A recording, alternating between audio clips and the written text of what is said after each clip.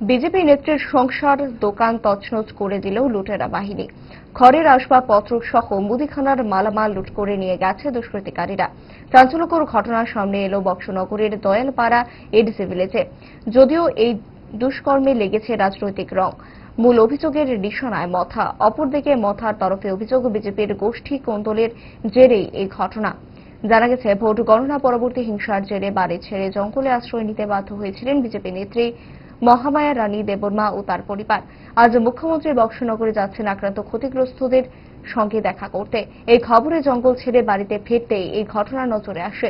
মুখ্যমন্ত্রী আসার খবরে পুলিশ সহ নিরাপত্তা বাহিনীকে বাড়িতে উপস্থিত দেখতে পান গৃহকর্ত্রী। ঘটনার জেরে কান্নায় ভেঙে পড়েন মহামায়া রানী দেববর্মা।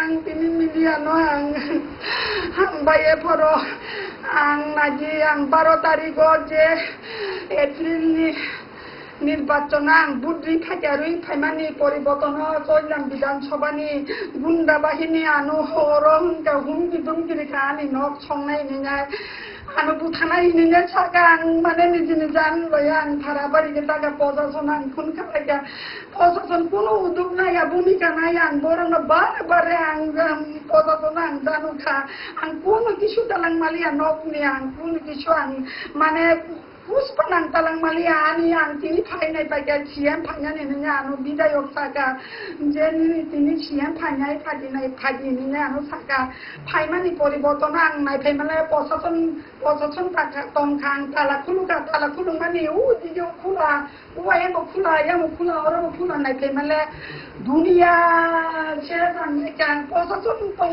প্রশাসন তো কেন দङ